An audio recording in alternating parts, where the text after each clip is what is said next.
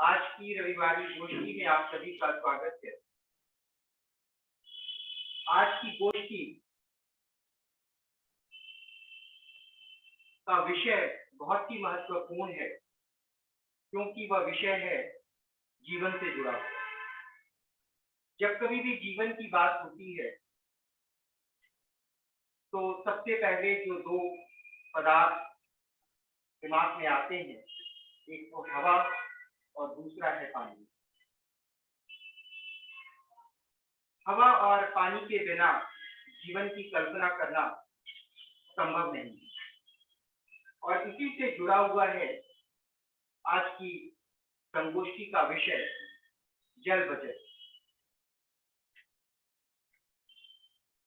आज हम सबके बीच में डॉक्टर जे मिश्रा जी हैं। हम उनसे अनुरोध करते हैं कि संगोष्ठी की अध्यक्षता के लिए जो है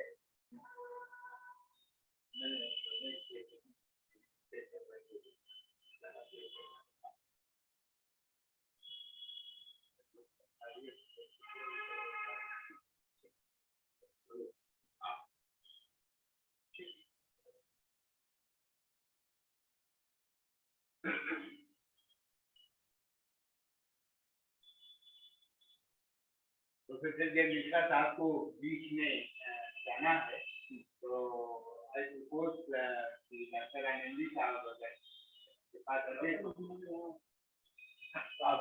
आप गाइड किए वो उसको खराब नहीं दे।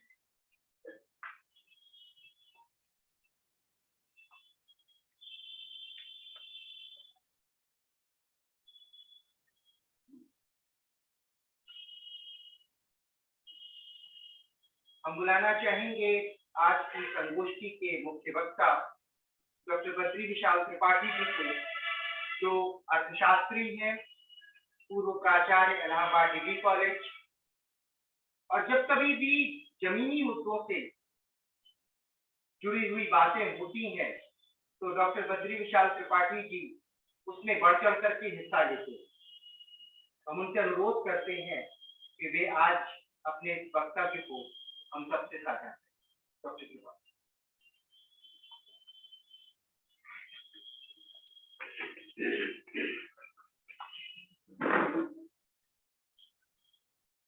उन्नति हो तो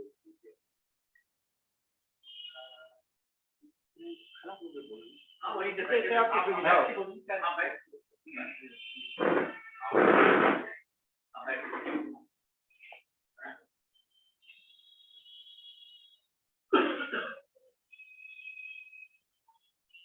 आदरणीय अध्यक्ष महोदय,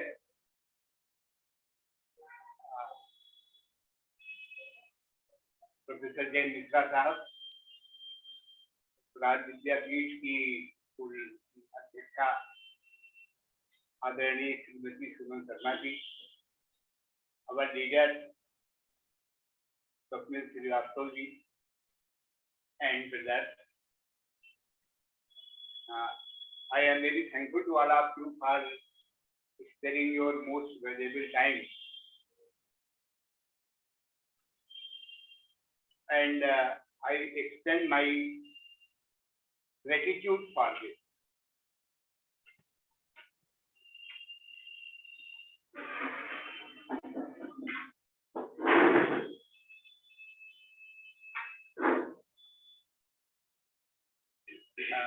इस विषय पर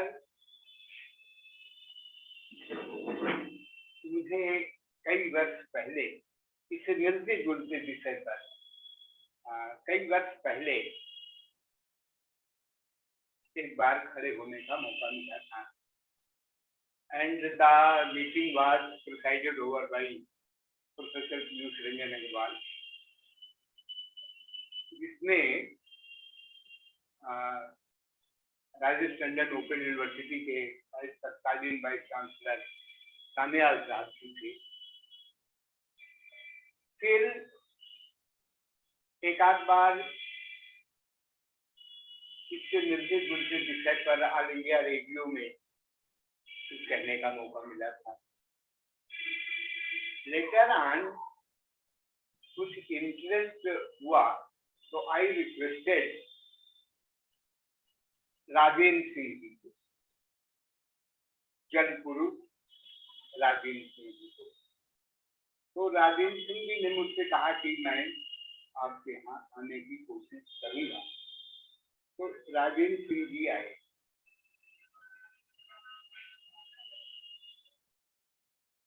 उनको देख के लगा कि वाकई में उनको जो मैग्सेसे अवार्ड मिला तो he has done more than that. Arvari नदी को उन्होंने जिंदा किया। अरवरी नदी अलवर के पास, उसको उन्होंने जिंदा किया। तो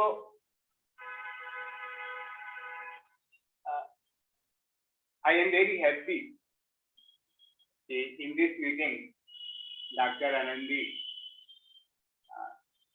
is presiding over the session and very senior colleagues are sitting here, Dr. Kulman, Professor James Prasad. मैं कुछ कहने की कोशिश कर रहा हूँ। अध्यक्ष महोदय, एक बात कह देना मैं समीचीन समझता हूँ कि थोड़ी अब हम लोगों की एक्सेस सर रीडिंग मटेरियल तक कम होती जा रही है। जो सब्जेक्ट मैटर मिलना चाहिए वहां तक पहुंच फॉर वेरियस रीजन्स कम होती जा रही है। कभी मोबिलिटी, कभी लाइब्रेरी की अनुपलब्धता, कभी कुछ। तो इस वजह से समटाइम्स वो बात आ नहीं पा रही। इवन देन जो मैं पढ़ सका हूँ स्वप्निल जी के आदेश के बाद, वो मैं बड़ी विनम्रता पूर्वक आपके सामने रखने की कोशिश कर रहा हूँ। And I shall enrich myself by your observation and comment. अध्यक्ष महोदय, ऐसा माना जा रहा है, जैसा कि अभी स्वप्निल जी कह रहे थे, life form depends upon the flux of water, and this flux of water जो सर्किल है, इसका न कोई एंड है न कोई beginning. it has neither any beginning nor an end. Normally माना जाता है कि it is the result from the certain conditions prevailing in ocean. उसकी वजह से जब फेवरेबल कंडीशंस बनती हैं, बादलों का मॉइस्चर बढ़ता है, then it precipitates, पानी टपकता। यही टपकने वाला पानी का एकमात्र जरिया जो टपकता है ऊपर से। और जैसा भी स्वप्निल जी कह रहे थे कि पानी इतना इम्पोर्टेंट है, इसीलिए हमारे समाज ने पानी पर न जाने कितनी कहावतें बना रखी। इसलिए पानीदार होना, एक हमारे मुलाकाती थे बरेली में, चौहान साहब थे, वो पानी पर एक बड़ी देर तक कविता सुनाते थे। तो पानी बहुत इम्पोर्टेंट रहा। दैट इज वाई आर्यंस जो हमारे पूर्वज थे, उन लोगों का एक खास देवता था पानी। वो आर्यों के देवता थे अग्नि, आपह पानी, पर्जन्य धरती और मेघ, इंद्र अन्न, ये उनके खास देवता थे। शायद इसलिए कि इनकी उपादेयता को ध्यान में रखते हुए वे लोग इनकी पूजा किया करते थे। आज भी द कम्युनिटी हम लोगों में जो आज के परिप्रेक्ष्य में बहुत विकसित नहीं है, वे लोग अरण्य, पानी, इनकी पूजा करते हैं, उनको देवता मानते हैं। इंडिया में जैसे आज की बात का मैं ये सोचा कि ये इस बात पर विचार किया जाए कि हमारे पास कितना है और कितना हमको चाहिए या कितना हम खर्च करते हैं। बजट में बजट तो अंग्रेजी शब्द हुआ। हमारे यहाँ जो बही खाता बनता था, है ना, हिसाब किताब, बही खाता बनता था, एक तरफ पावर और एक तरफ जाना हमारे यहाँ लिखा जाता था। तो हमने कहा कि आपके सामने ये और आपसे जानने की कोशिश करूं कि क्या हमारे पास है और कितना हम खर्च करते हैं। इंडिया की ज्योग्राफिकल एरिया में जो बारिश होती है, ऊपर से पानी टपकता है, जो एकमात्र जरिया है फ्रेश वाटर का, ये पानी करीब 1120 मिलीमीटर बरसता है नॉर्मल कंडीशन, 1120 मिलीमीटर। कुछ पानी हमको पड़ोसी देशों से मिल जाता है, जो बह के आता है, नेपाल से आता है, भूटान से आता है, चाइना से आ जाता है। ये जो 1120 मिलीमीटर पानी बरसता है, ये पानी अगर हम साल भर का देखें तो हमारा जो ज्योग्राफिकल एरिया कंट्री का है वो 328 मिलियन हेक्टेयर है। 328 मिलियन हेक्टेयर इस ज्योग्राफिकल एरिया ऑफ एंड जो टोटल रेनफॉल होती है यह 385 मिलियन हेक्टेयर तो ऊपर से टपकता है और लगभग 15 million hectare 15 million hectare metre पानी दूसरी जगहों से बह के आ जाता है। In this way we have around 400 million hectare metre water, 400 million hectare metre पानी हमारे पास इकट्ठा आता है। अगर हम इसको देखते हैं कि अगर हम अपनी ज्योग्राफिकल एरिया पर इसको फैलाएं तो 1.22 मीटर पानी फैलाया जा सकता है over the total geographical area. इस लिहाज से अगर आप विचार करें तो India is a water rich country, क्योंकि पूरी जमीन पर हम 1.25 मीटर तक पानी फैला सकते हैं, इतना ऊपर पानी फैला सकते हैं। But the rainfall in the country is uneven, uncertain, undependable. हमारी जो रेनफॉल होती है वो मानसून से होती है। मानसून एक अरेबिक वर्ड है, अरेबिक वर्ड है, which means a particular wind which has 180 degree reversal direction, reverse करती है 180 डिग्री पर, और ये उस किसी भी विंड सिस्टम के लिए कहा जा सकता है जो रिवर्सेबल नेचर की हो। इसलिए हम कहते हैं कि मानसून आया, अब मानसून लौट रहा है। हमारी जो रेन होती है वो साउथ वेस्ट मानसून और नॉर्थ ईस्ट मानसून से रेन होती है, लेकिन ज्यादातर रेन जो होती है 76% रेन इसी मानसून से होती है जो साउथ वेस्ट मानसून, पर ये अपनी बेढंगी चाल के लिए विख्यात है, अनसर्टेन है, डिपेंडेबल है ही नहीं।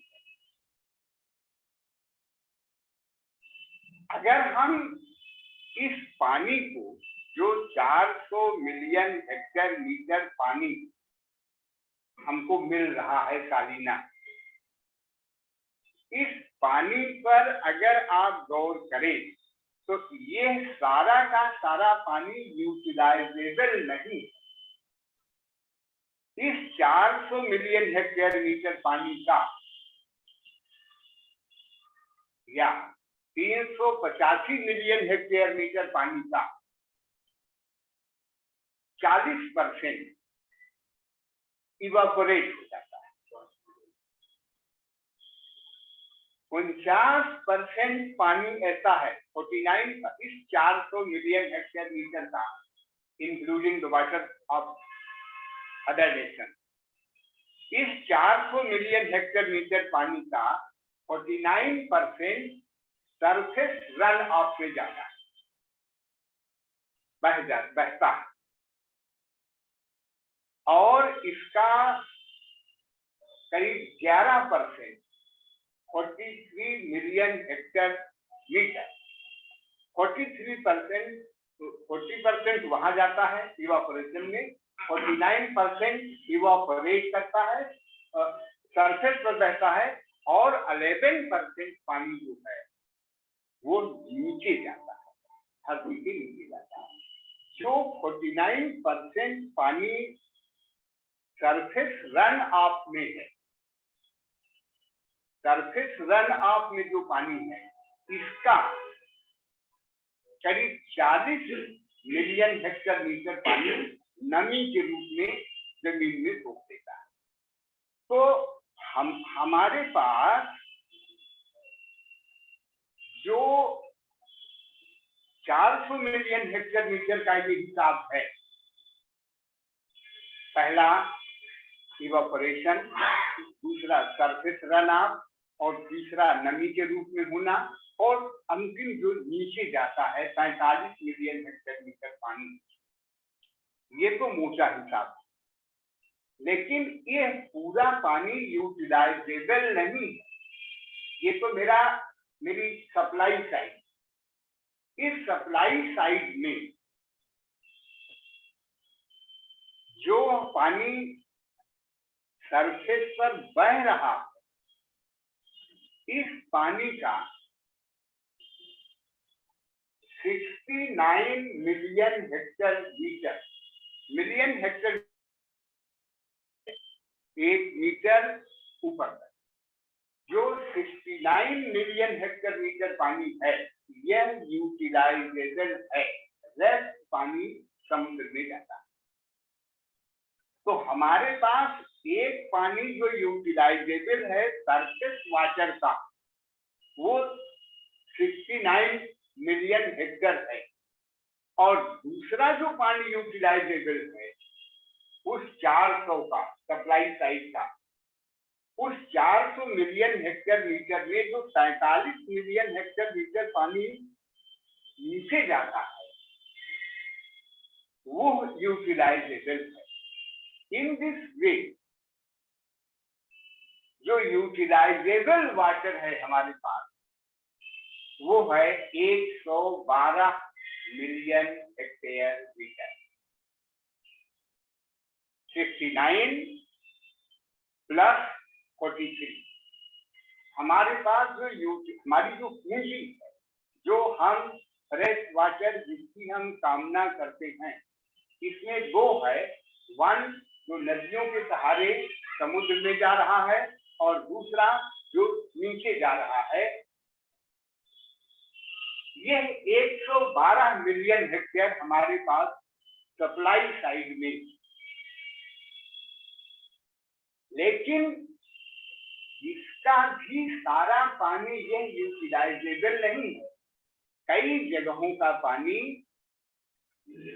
सैलाइन और ब्रैकिश वाटर, जिसका हम प्रयोग नहीं कर सकते हैं, particularly in Rajasthan, Haryana, Punjab, Gujarat, and in some areas of Uttar Pradesh also, even in Pratapgarh, even in Pratapgarh, some water is there, but it is not usable. Available तो है, लेकिन प्रयोग योग्य नहीं है। Thus, I want to convey a point that with all the respect, that we have 112 million hectare meter water per annum, but all this water is not utilizable. उसमें से कुछ पानी ब्रैकिश वाटर है और कुछ हम यूज नहीं कर पाते। This is the supply side. अब ये जो सप्लाई साइड है, इस सप्लाई साइड को दो हिस्सों में बांट दिया जाए। वन जो सरफेस पर बह रहा है जिसको हम सरफेस वाटर रिसोर्स कहते हैं, और दूसरा जो नीचे जा रहा है जिसको हम ग्राउंड वाटर रिसोर्स कहते हैं। Ground water resource, surface water resource पर इंडिया उन थोड़े से फॉर्चुनेट कंट्रीज में है, वेरी फॉर्चुनेट कंट्रीज में है, those countries which have a network of mighty rivers। बहुत थोड़े से हमारे जैसे देश हैं जिनके पास नदियों का इतना बढ़िया जाल है। स्टैटिस्टिक्स ये कहती है कि 328 मिलियन हेक्टेयर जो हमारी जमीन है, from Kashmir to Kanyakumari and Gujarat to Assam, ये जो 328 मिलियन हेक्टेयर हमारा ज्योग्राफिकल एरिया है, इसमें 250 मिलियन हेक्टेयर रिवर का कैचमेंट। देयर आर 20 बड़ी नदी घाटियां हैं, और कुछ तो 12 तो बहुत बड़ी हैं, लाइक ब्रह्मपुत्र, गंगा, इंडस, कावेरी, महानदी।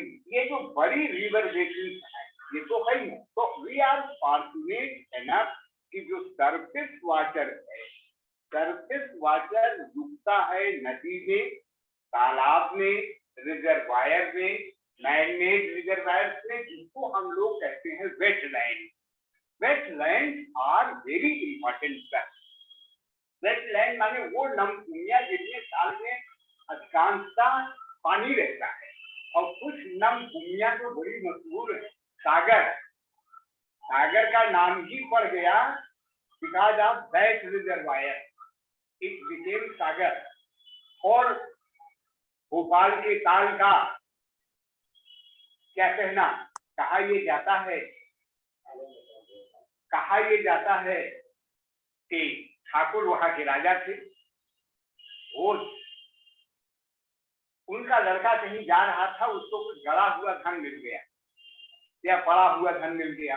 वो लाके अपने फादर से बोला कि ये है, तो उन्होंने कहा क्या बात करते हो भाई, हम लोगों को पड़ा हुआ धन और गड़ा हुआ धन हम प्रयोग करेंगे, ले जाओ इसको, और जितना ये है इतना ही खजाने से लो और कोई काम करो पब्लिक के लिए। तो वो भोपाल का ताल बना। स्टिल जो जैसलमेर है उसके किले के ठीक सामने एक नृत्यांगना थी, ये तालाब बनवाया, जो आज भी उस किले में और शहर में जैसलमेर में पानी सप्लाई करता है। We remember very much the contribution of Bundelkhand and Chandelkhand in Bundelkhand.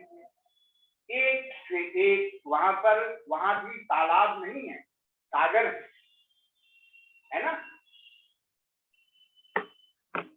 अगर आप ताल बेहद जाएं, अगर आप महोबा जाएं, अगर आप किसी भी जगह पर जाएं, तो वहां पर आपको एक ऐसा वाटर सिस्टम मिलेगा जो अभी भी कारगर है।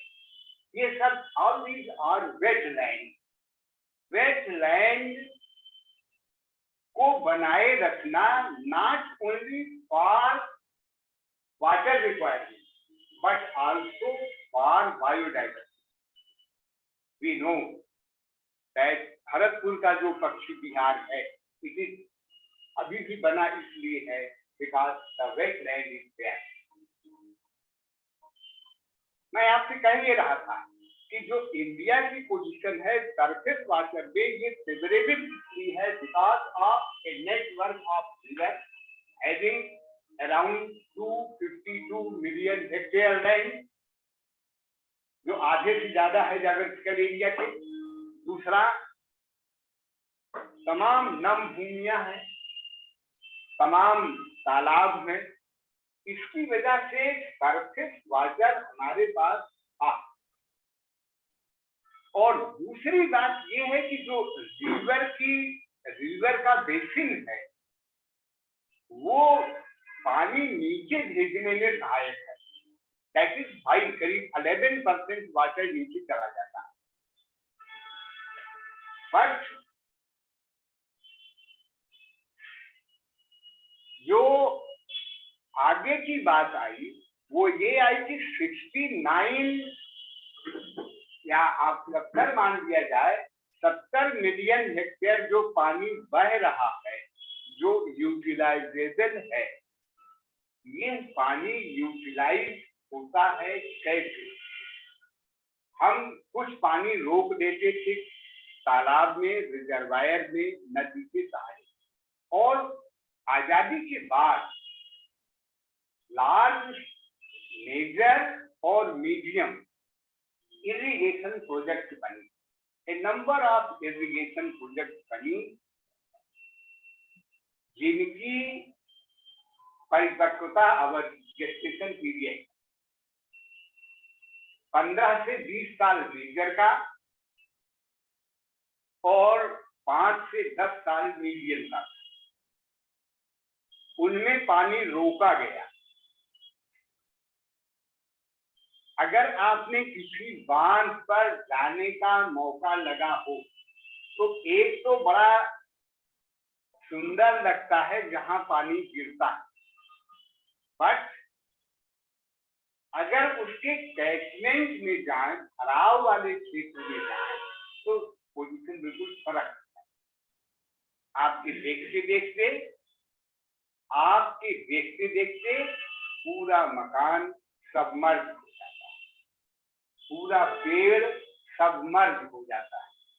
रोज वो लोग जो उस पर डिपेंड करते हैं, जो एबंडेंट ग्रुप में आते हैं, अभी भी सभी लोगों को बताया नहीं जा सका। तो एक उनका दर्द भी होता है। मैं आपसे अर्ज ये करना चाहता था कि हमारे पास अब बहुत कम मौका है 69 मिलियन हेक्टेयर मीटर जो यूटिलाइजेबल वाटर है, इसको यूटिलाइज करने का रोक कर। बिकॉज जो हिमालयन रिवर्स हैं, हिमालय से जो नदियां निकल रही, Himalayas are the most fragile hill mountain of the world. और उससे जो सेडिमेंटेशन बढ़ता है, तो most of the major irrigation project की कार्य क्षमता कम हो गई बिकॉज वेरी हाई सेडिमेंटेशन। एक स्टडी हुई, उसमें ये कहा गया कि जो उस साइड में, हिमालय के उस पार, तिब्बत की साइड में जो इस वाटर प्रोजेक्ट बनी, उनमें 40% अब यूटिलाइजेबल है। यानी कच्चा पहाड़ होने की वजह से सेडिमेंटेशन इज वेरी हाई। और अगर आप गौर करें तो नहरों में, तो नहर उस इलाके से आई है, जैसे इस इलाके में शारदा नदी से, जो काली नदी बाद में शारदा बनती है, जो शारदा नदी से जो नहरें निकली हैं उनमें सेडिमेंटेशन बहुत ज्यादा आ रहा है। और जो पेनिनसुलर इंडिया है, उसमें ये जो मेजर इरिगेशन प्रोजेक्ट की वजह से जो रिजर्वायर बने, उन रिजर्वायर में अब इतना पानी हो जाता है कि फ्लो बाधित हो जाता है। Sometimes in Kaveri and Krishna जब बारिश कम होती है तो पानी समुद्र तक पहुंचता ही नहीं। लो रेनफॉल सीजन्स में या ईयर्स में पानी समुद्र तक नहीं पहुंचता। Now imagine the case of biodiversity, जो पशु पक्षी या वनस्पतियां उस पर डिपेंड करती थी, यानी जो मेजर और मीडियम इरिगेशन प्रोजेक्ट के द्वारा जो हम सरफेस वाटर को रोक कर हम लोगों को देते थे, उसमें थोड़ी दिक्कत होती है। यह भी देखना है कि आखिर दिस वाटर, ये पानी जाता कहाँ? इस पानी का जो major consumer, most important consumer है वो agriculture. Agriculture consumes around 84% of the total utilizable water. उसके बाद दूसरा नंबर आता है हाउस होल्ड का। यह भी हम सब जानते हैं कि जैसे जैसे हमारी तरक्की होती है, जैसे जैसे हम ज्यादा सभ्य होते हैं, जैसे जैसे हमारी इनकम बढ़ती है, वैसे वैसे पानी पर दबाव बढ़ता है। नॉर्मन बोरलॉग साहब के आने के बाद, नॉर्मन बोरलॉग साहब के बीजों के चलन के बाद एक ऐसा दौर आया है जब वाटर कंज्यूमिंग क्रॉप का चलन बढ़ गया। वही क्रॉप बोई जाएगी जो पानी पीती है,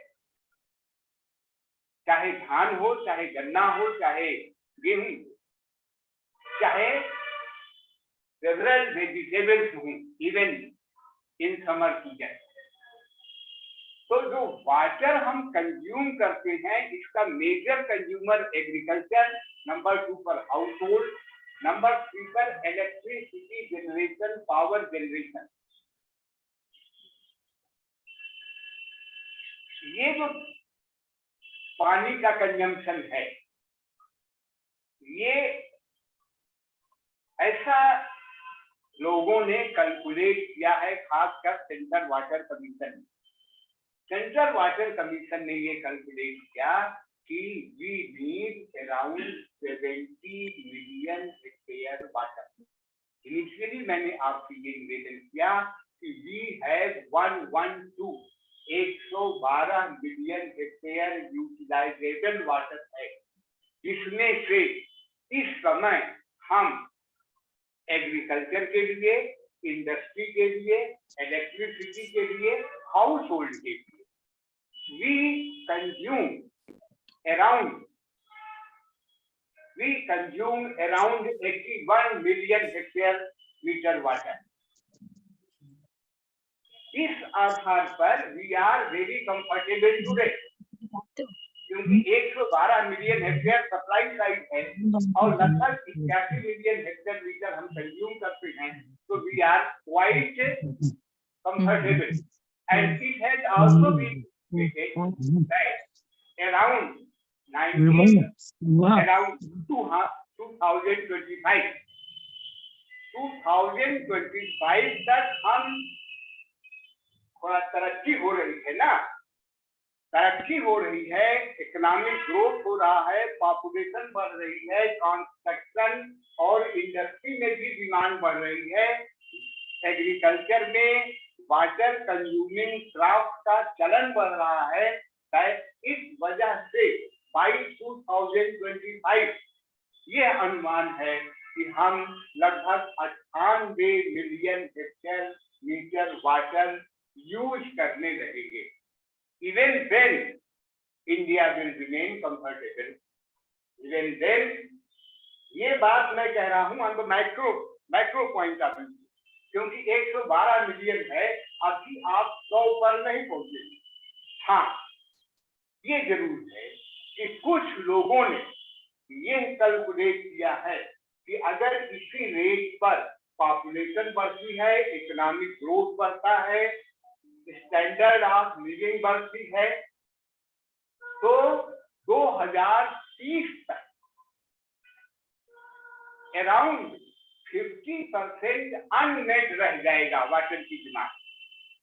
यानी 112 मिलियन हेक्टेयर लीटर से आगे बढ़ जाएंगे। यह भी कैलकुलेट किया गया है। ये तो एक 2030 वाटर ग्रुप है जिसने ये कैलकुलेट किया। सेंट्रल वाटर कमीशन भी ये कहता है कि 2050 तक इस हाउस होल्ड में जो डिमांड बढ़ेगी उसकी हम सप्लाई नहीं कर पाएंगे। इन दिस वे यह विचार करना होता है कि यहां तक तो अभी कंफर्टेबल भारत है ग्लोबल मैक्रो आधार पर कि आप 112 से अभी बहुत पीछे हैं, लेकिन जब देखिए वाटर जो है वो इसका डिस्ट्रीब्यूशन स्क्यूड है ना, कहीं ज्यादा है। जो हार्ड रॉक रीजन जो है जैसे peninsular India, hard rock region में सीपेज कम होता है, तो अगर वहां पर वाटर क्राइसिस बढ़ने की संभावना ज्यादा है। समटाइम्स इट इज सेड कि साउथ इंडिया में वाटर में भी ना हो सकता। खैर, मैं आपसे ये कहना चाह रहा था कि मैक्रो आधार पर अभी आप कंफर्टेबल कंडीशन में हैं, बिकॉज सरफेस रन ऑफ काफी है। और सरफेस रन ऑफ इसलिए अच्छा है क्योंकि नदियों का जाल है, नदियों का कैचमेंट एरिया बहुत है, नदी का पानी सब आता है। हम लोग अभी नदी का पानी बहुत यूज कर रहे हैं इवन इन सिटी। पहले तो सारा का सारा पानी जमुना का आता था, इलाहाबाद में सारा का सारा पानी जमुना का आता था। हम लोग जब पढ़ने आए गांव से तो हम लोगों ने सोचा चलो वाटर वर्क देखा जाए। पूरा का पूरा पानी खुशरूबाग से आता था, लेकिन जब पॉपुलेशन बढ़ी, डिमांड बढ़ी, अब वो सप्लाई पूरी करने की कंडीशन नहीं। I mean to say that rivers are the lifeline of the country. और सिटीज में जो वाटर सप्लाई होती है most of the water supply comes from the river. लेकिन रूरल एरिया में जो पोटेबल वाटर है, ड्रिंकिंग वाटर है, इरिगेशन का वाटर है, it comes from ground sector क्या है। तो जब हम ग्राउंड सेक्टर की ओर जाते हैं, मैंने आपसे जो अर्थ किया कि जो 112 मिलियन हेक्टेयर लीटर पानी है, इसमें 69 तो सरफेस वाला है, जिसकी अब आगे यूटिलाइज करने की संभावना कम हो गई है। बिकॉज नंबर 1 सेडिमेंटेशन बढ़ रहा है और नंबर 2 वहां पर इनकी कैपेसिटी तक पहुंच गए हैं पेनिनसुलर इंडिया में। आपके यहाँ देखिए, ये जो हमारा इलाका है ये बिल्कुल खाली जैसा है। Right from Kashmir to Calcutta, right from Amritsar to Calcutta, ये बिल्कुल खाली जैसा है। तो यहाँ पर आप रिजर्वायर बना के गंगा के वाटर को, जमुना के वाटर को रोक नहीं सकते, क्योंकि पानी फैल जाएगा। और पानी जब फैलता है तो जिसका सबमर्ज होता है, एबंडेंट हाउस होता है, उसके बीच से पूछिए। तो इसलिए अब काफी कम संभावना है मेजर इरिगेशन प्रोजेक्ट के द्वारा सरफेस वाटर को रोक पाना। एक बात और है, हमने इस पर रुपया बहुत खर्चा किया, 365,000 करोड़ रुपया। महात्मा ये याद है, 365,000 करोड़ रुपया फर्स्ट प्लान से 11th प्लान तक मेजर और मीडियम इरिगेशन प्रोजेक्ट पर खर्चा हुआ। बट कम से कम 600 इरिगेशन प्रोजेक्ट ऐसी है जो अभी तक पूरी नहीं हुई, जिनका जेस्टेशन पीरियड 15 से 20 साल तक था, उनका परिपक्वता अवधि 20 से 40 साल हो गई है। रिजल्ट 2 होता है, इसका रिजल्ट 2 होता है। एक तो रिजल्ट ये होता है कि उसकी कॉस्ट ओवररन कर जाती है, समटाइम्स 1,500% से 5,000% तक ओवररन कर देती। माने जो हमने एस्टिमेट बनाया था उससे तैयार होते होते कॉस्ट बहुत ज्यादा हो जाती है। नंबर 2, टाइम लैग बहुत हो जाता है। जो हमको पूरा करना था 15 साल में वो पूरा हो रही है 30 साल और 40 साल में। सेडिमेंटेशन की वजह से अब बहुत कम चांस रह गया है। एक बात और, जब दूसरे पानी पर विचार करते हैं, जो पानी नीचे जा रहा है, 45 million hectare, around 11% of the total rainfall, 400 जो मिलियन हेक्टेयर मीटर जो पानी बरसता है, उसका जो 11% नीचे जा रहा है, इस पानी पर अगर हम विचार करते हैं तो ये दो तरह का पानी है जिसको हम लोग ग्राउंड वाटर कहते हैं। एक तो स्टैटिक और एक डायनामिक। डायनामिक ग्राउंड वाटर वो है जो हर साल रिप्लेनिश होता है, जो हर साल फिर से भर जाता है। आपने कुछ खींचा और फिर अगली साल भर गया। जो पानी धीरे धीरे इकट्ठा हुआ है उसको कहा जाता है static ground water. Static ground water is around, इसका 10 गुना है। जो हर साल पानी नीचे जाता है, इसका 10 गुना है स्टैटिक ग्राउंड वाटर, जो एक तरह से पूंजी ये नीचे पड़ा हुआ है। हम कौन सा पानी लेने के हकदार हैं? वो पानी जो हम हर साल में डाल रहे हैं, 45 मिलियन हेक्टेयर मीटर, इस पानी को लेने के लिए हम हकदार। यह पानी जो हम अब इस पानी को निकालने का पहले जो जरिया था वो था कुआं, बावली। कुआं और बावली से जब हम ग्राउंड वाटर ऊपर लेते थे तो जितना लेते थे उतना पानी नीचे भर गया, हर साल या थोड़ा और भर गया। अब हम जमीन को छेद कर पानी निकालते, जमीन को छेद कर जब हम पानी निकालते हैं तो ऐसी स्टैटिस्टिक्स है कि कम से कम 30 मिलियन ग्राउंड वाटर स्ट्रक्चर से हम पानी निकालते। ये स्टैटिस्टिक्स की पुरानी है और पूरा कवर नहीं करती है। 30 मिलियन माने हुआ 3 crore, 3 crore ground water structure से हम पानी निकाल रहे हैं। लेकिन यह स्टैटिस्टिक्स बहुत कम लगती है, क्योंकि अब ये संख्या आगे बढ़ चुकी है और उसकी वजह से ओवर एक्सप्लॉयटेशन हो रहा है। ओवर एक्सप्लॉयटेशन का मतलब है जितना पानी नीचे जाता है, अगर हम उससे ज्यादा निकालते हैं तो this is over exploitation stage. But if we extract more than 86% of the rechargeable water, then it is dark black condition, dark black। तो डार्क ब्लैक और ओवर एक्सप्लॉइटेड ब्लॉक, इनको मिला लेने पर जो स्टैटिस्टिक्स आ रही है वो आ रही है कि 60% डिस्ट्रिक्ट ऐसे हो गए हैं जहां पर either they are over exploited और they are in dark category. अगर आप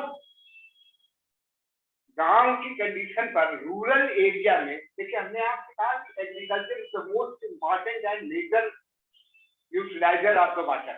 84% वाटर एग्रीकल्चर यूज कर रहा है और एग्रीकल्चर में वाटर की डिमांड कंटिन्यूअसली बढ़ गई आफ्टर नॉर्मन बोरलैग इफेक्ट।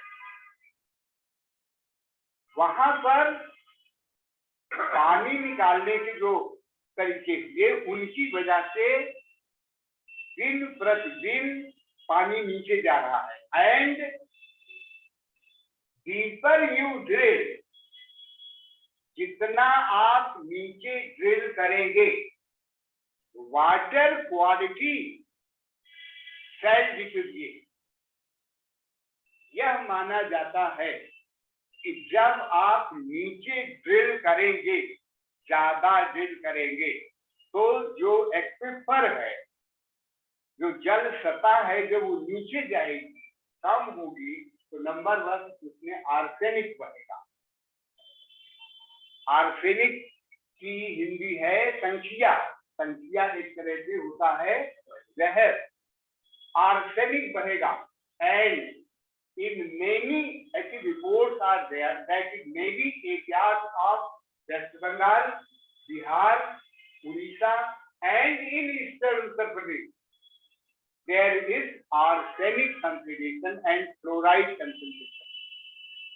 वाटर में दो बात जरूरी है ना, एक तो क्वांटिटी हो, है ना, क्वांटिटेटिव एस्पेक्ट देखना है, एंड अनदर एस्पेक्ट जो देखना है वो उसकी क्वालिटेटिव एस्पेक्ट देखना है। पानी तो वही है जो पेय हो ना, पानी तो वो है जो पेय हो या जो यूटिलाइजेबल हो। If water is not utilisable then it becomes it creates problem.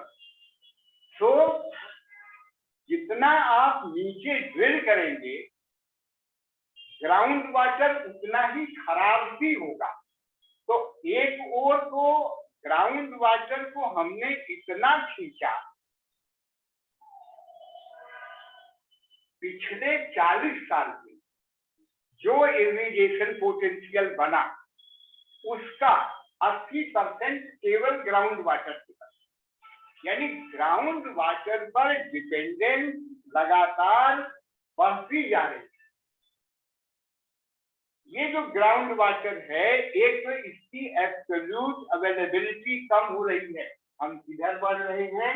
Towards the use of static ground water.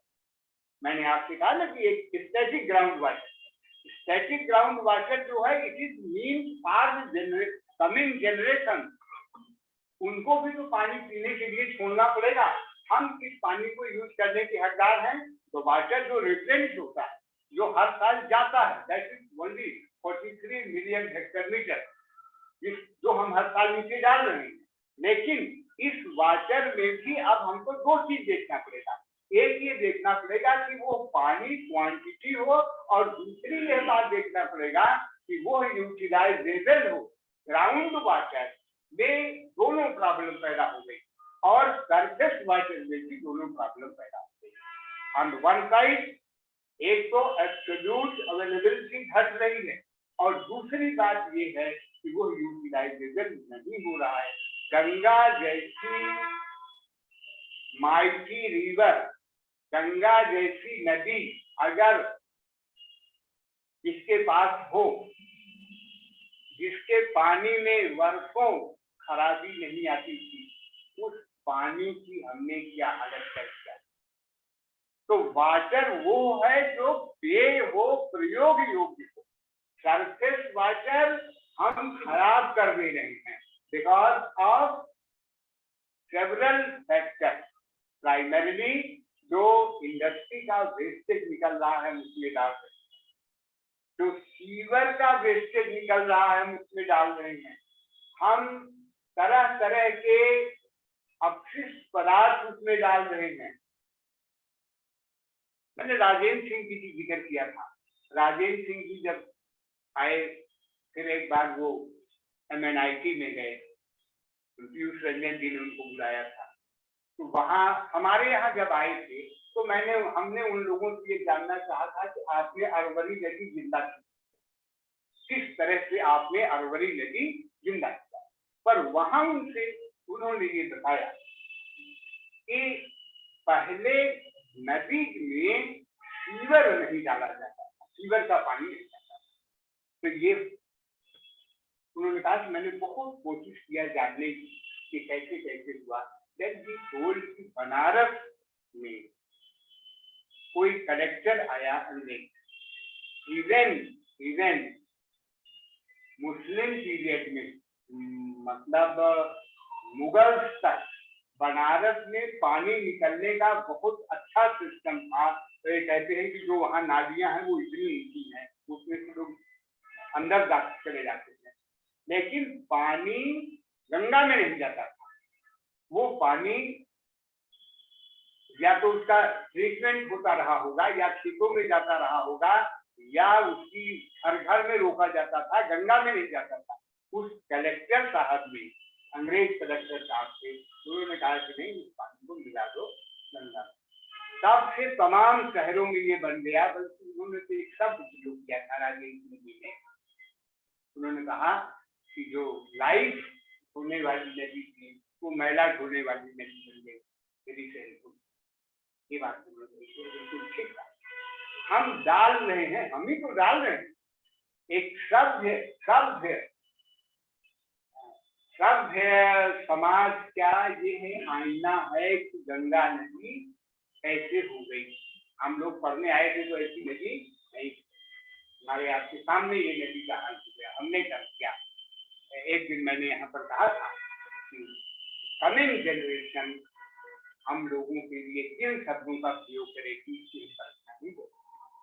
तो I am trying to convey the point कि जो ग्राउंड वाटर है वो हम दो तरह से नुकसान कर रहे हैं।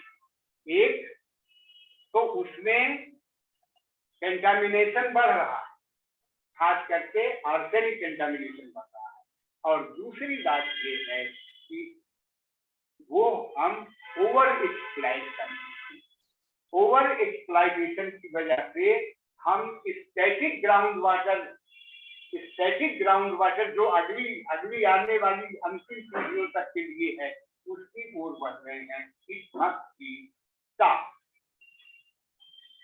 यह भी ध्यान देने की है कि क्वालिटी का जब डिटोरिएशन होगा, ग्राउंड वाटर की क्वालिटी का जब डिटोरिएशन होगा,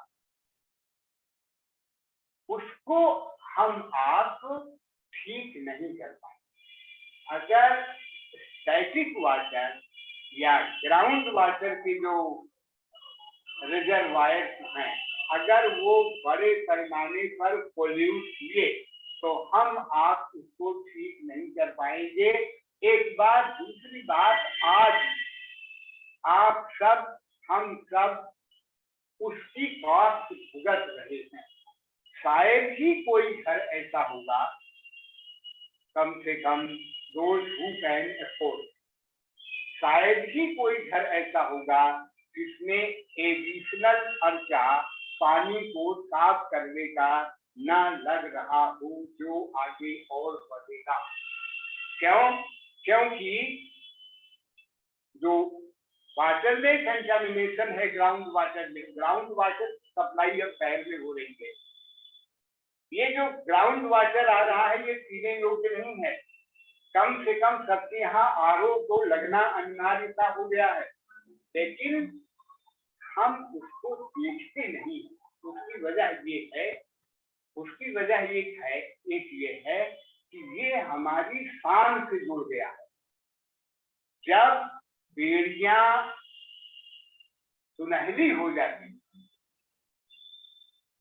या जब सोने की हो जाती है, अब तब उसको हम जब चूमने लगते हैं कि वाह हमारे तो सोने की बेड़ी पड़ी है, तो ये गुलामी की पराकाष्ठा।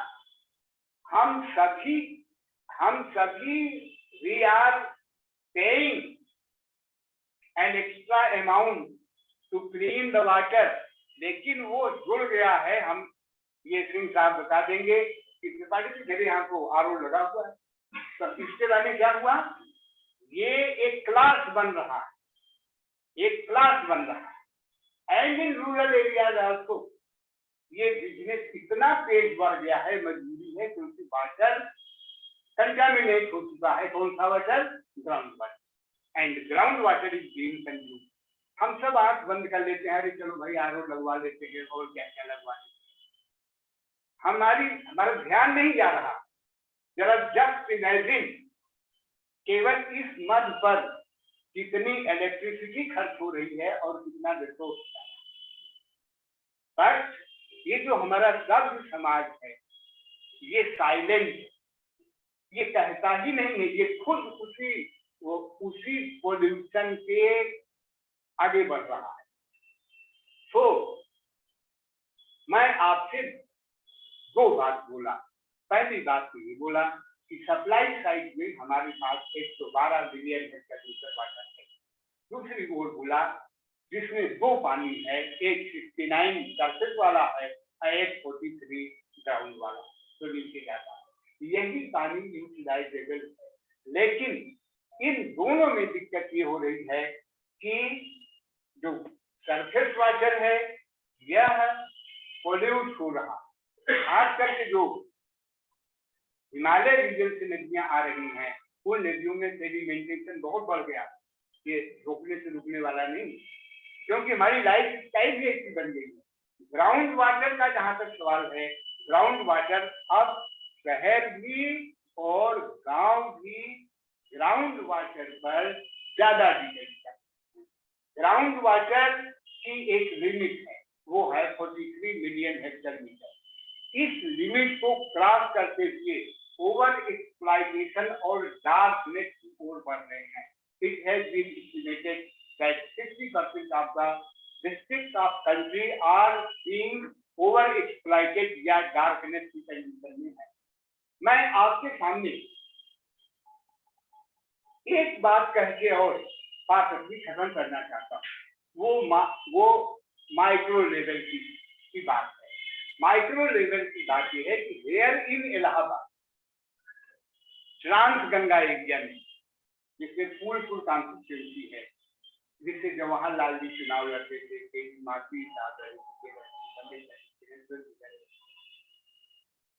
बड़ी इंपॉर्टेंट कंस्टिट्यूंसी, फूलपुर हंडिया सोराव तहसीलें। इसमें नियोजन के पहले दशक में यानी 1960 तक 60-65 तक सरकारी नलकूप लगे थे।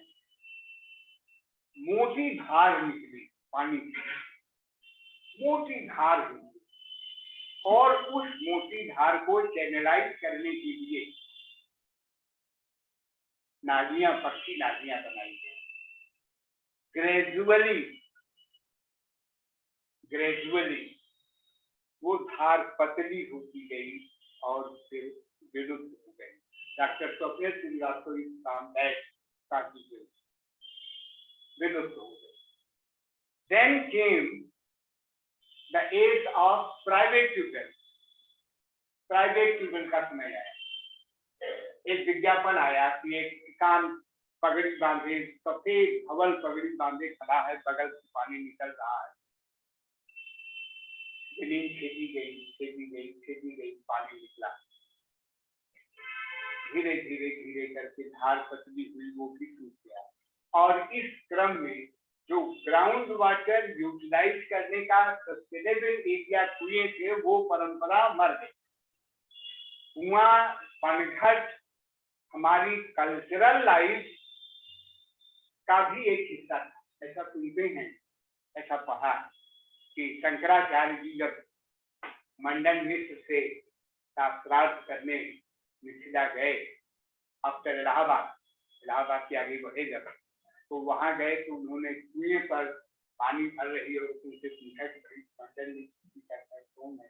उन लोगों ने उसका जवाब संस्कृत में किया। वो कुएं न केवल जीविका के आधार से बल्कि एक सामाजिक जीवन का भी एक हिस्सा था। कुआं की पूजा होती थी।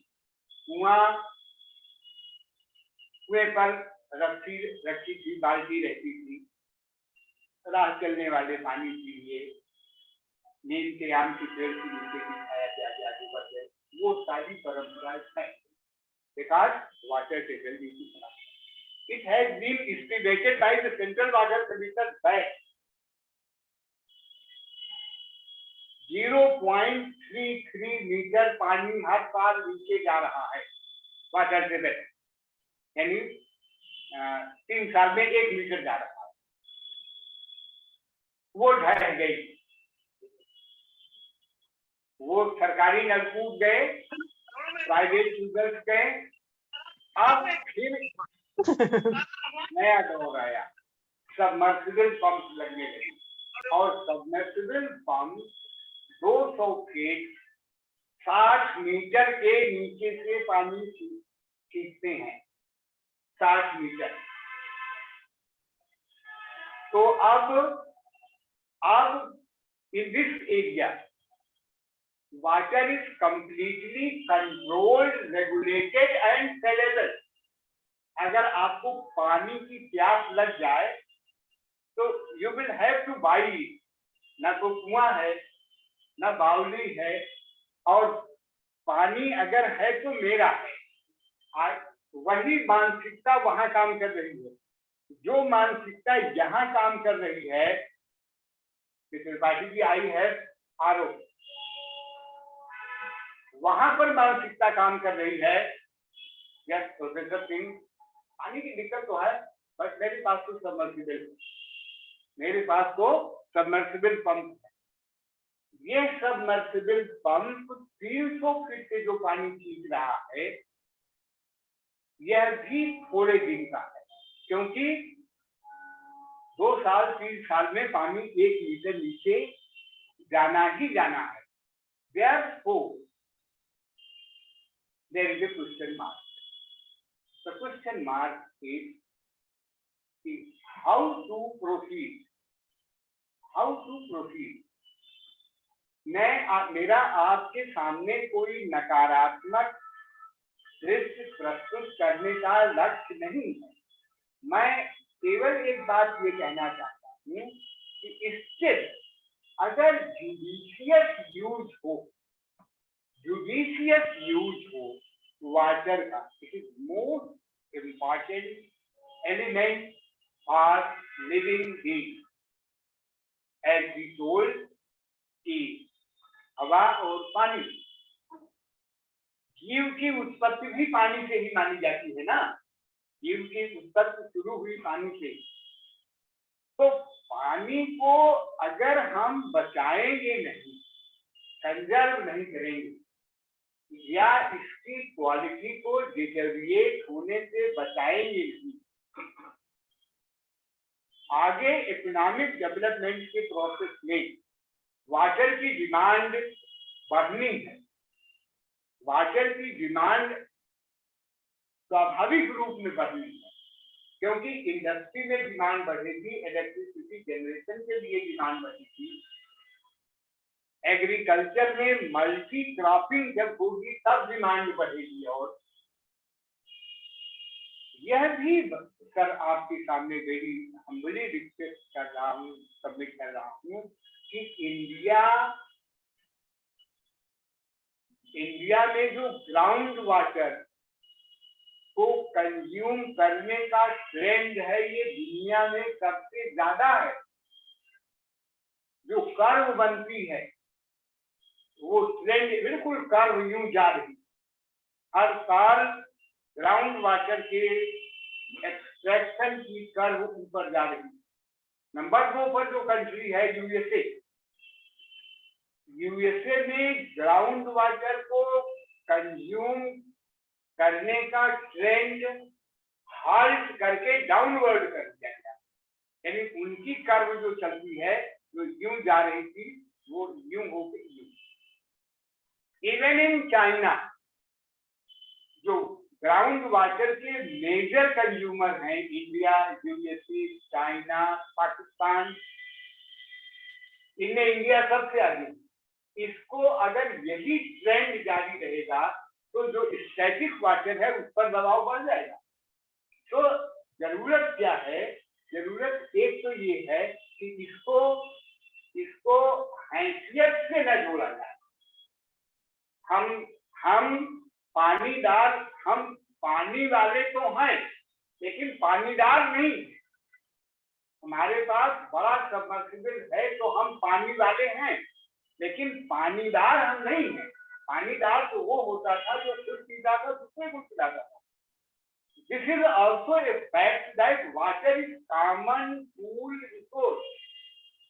Water is common pool resource. Water आपका नहीं है, आपकी जमीन ये आपका है, बट इसके नीचे जो वाटर है इट कॉमन पूल प्रॉपर्टी है ना, पीपीआर, कॉमन पूल रिसोर्सेज है। एंड कॉमन पूल रिसोर्सेज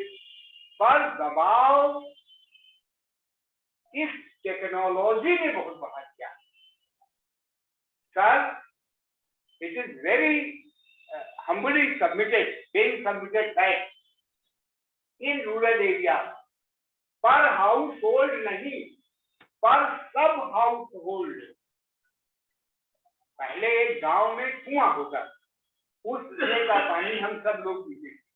अब गांव में हाउस होल्ड को छोड़ दीजिए, सब हाउस, 4 भाई हैं तो 4 में सबमर्सिबल पंप सेट लगवाया हुआ, बिकॉज कॉमन फूड रिसोर्स से हम इग्नोर हो रहे हैं। तो सीपीआर जो है, वाटर सीपीआर, ये ध्यान देना पड़ेगा कि पानी को हम कम से कम हमको यूज की ओर बढ़े, कम से कम हम उन फसलों का प्रयोग न करें, उन फसलों की ओर कम ध्यान दें। कम से कम तो किया जा सकता है जो वाटर, हाईली वाटर कंज्यूमिंग है। एक दिन अखबार में एक न्यूज आई थी कि 3 साल में धरती का गला सूख गया। वो इसी बात का संकेत कर रहे थे कि जितना हम ग्राउंड वाटर को ले रहे हैं, वो एक बड़ा संकट ये पैदा करेगा कि अगर नीचे का पानी नीचे जाता जाएगा तो जमीन में नमी कम हो जाएगी, और जब नमी कम हो जाएगी तो वृक्ष और वनस्पतियां भी कम हो। So, with all the respect to all of you and particularly to अध्यक्ष महोदय कि आपने 2-4 शब्द कहने का मौका दिया। मैंने जैसा आपसे पहले कहा था कि now it has very difficult to collect the reference material because of several limitations। फिर भी जो कुछ मैं थोड़ा बहुत पढ़ सका था आपके सामने विनम्रता पूर्वक रखने की कोशिश किया। And again I am very thankful to Swaraj विद्यापीठ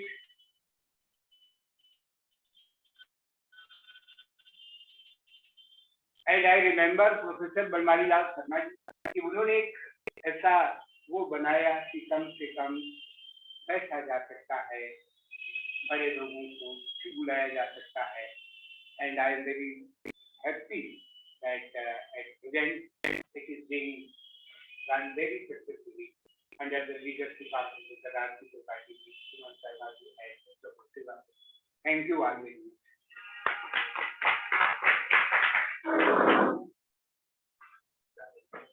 किसी के कमेंट हो, कुछ टिप्पणी करना हो, पार्टी अच्छा साल की जो देश इतना वाटर रिसोर्स है,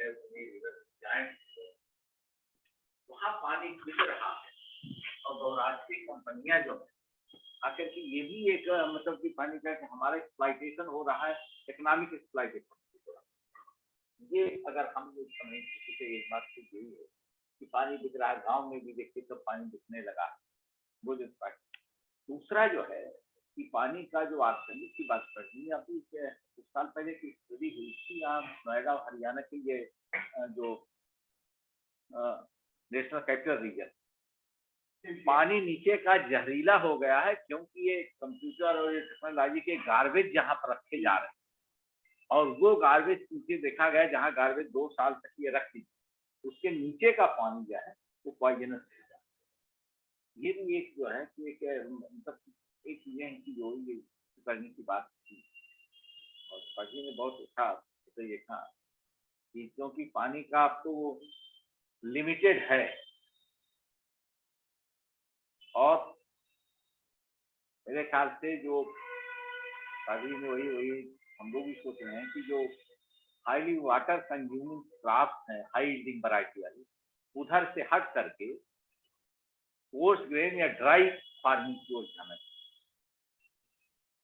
उस ओर अगर नहीं गए तो पानी जैसे काम तो गांव के हैं, हम तो देखते हैं कि ट्यूबवेल का हर आदमी के पास ट्यूबवेल है, और वो पानी का इतना अपव्यय हो रहा है कि और अगर उधर नहीं जाएंगे तो निश्चित है कि उनको सोचते हैं कि सबसे बड़ी क्राइसिस वाटर क्राइसिस होगी आफ्टर 2050, और इस बात को इंटरनेशनल और सेकंड इरिगेशन कमीशन ने बहुत पहले इस बात को शायद इंडिकेट कर दिया था, second irrigation commission.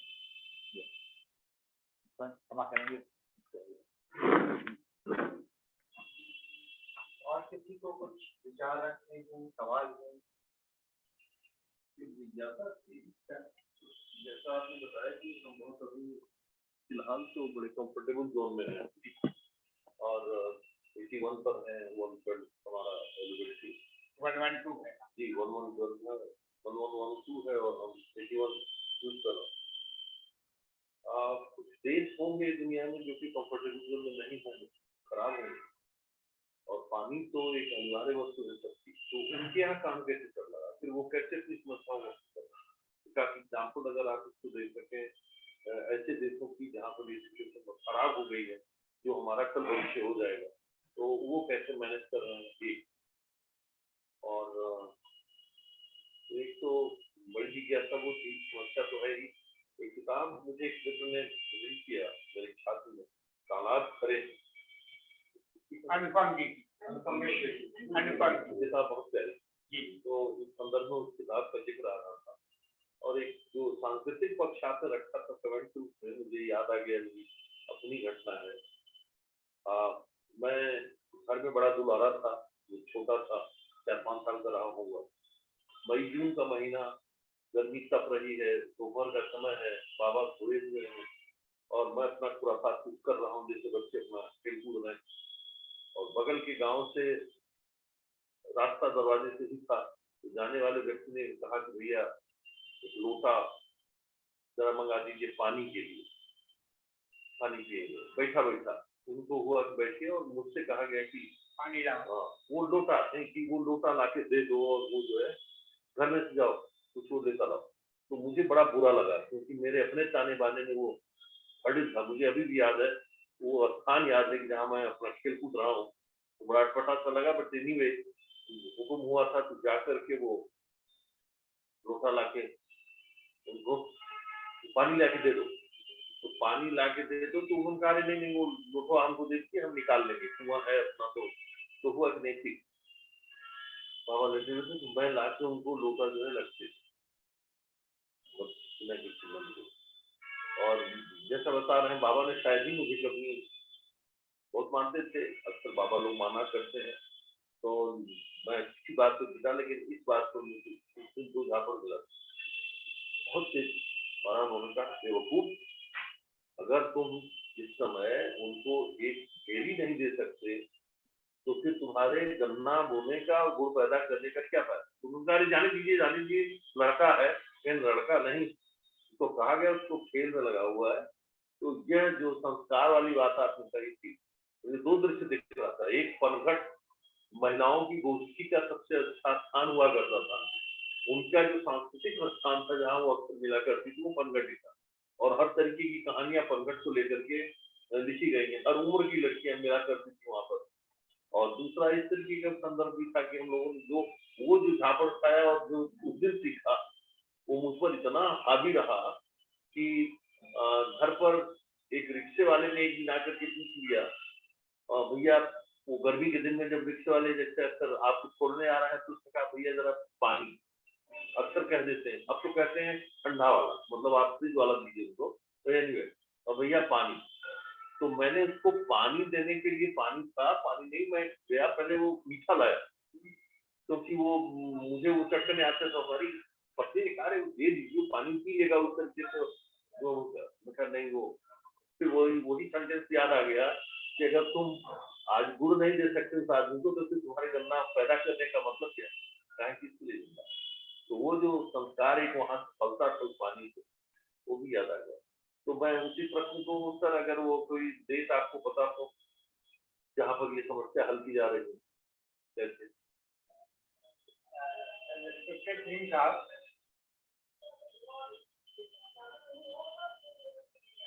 You are always and you have been always non-traditional.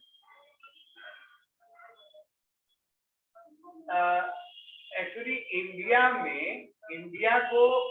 एक ऐसा देश है जहां पर जो कहीं है वो इंडिया में है, जो कहीं है वो इंडिया में, चाहे प्लस हो चाहे माइनस हो। इंडिया में राजस्थान है जहां 100 सेंटीमीटर वर्षा होती है, 100 और चेरापूंजी में वर्षा होती है मासिक ग्राम में 11,000 मिलीमीटर। यहाँ 100 मिलीमीटर, वहां 11,000 मिलीमीटर। राजस्थान में पानी का काम कैसे चलता है? मैं एक बार राजस्थान गया, जिसके यहाँ गया यंग लड़का, नौकरी में गया था। मैं गया तो उसने कहा कि इतने बजे पानी आएगा, हर लीजिएगा। मैं इलाहाबाद का आदमी, दोपहरी में सोया, जब जागा ही पानी चला गया होगा। वो आया, पहला प्रश्न किया, पानी भरा क्या? मैंने कहा मैं सो गया था। उसने कहा अब पानी यहाँ परसों आएगा, एक दिन बाद आएगा, कल नहीं आएगा, परसों आएगा। चलिए पानी कहीं से लाते। तब पानी बहुत ज्यादा, राजस्थान में पानी कम बिकता है। रणजीत सिंह साहब, आप आगरा के आगे बढ़ेंगे, दूसरी कल्चर। आगरा के इधर आएंगे, दूसरी कल्चर। आगरा के आगे जाएंगे, मार्च के महीने से हर स्टेशन पर अच्छे सूखे भूखे यंग लड़के लोग कहीं पढ़ रहे हैं या कहीं नौकरी कर रहे हैं, छुट्टी आए हैं, उनकी ड्यूटी लगती है प्लेटफॉर्म पर जाओ, पानी पिलाओ। कोई बरस का, कोई खड़े का, पानी कम बिकता है। जैसे ही आगरा से इधर आएंगे, पानी बिकने लगता है। और अब राजस्थान भी बदल रहा है, यानी।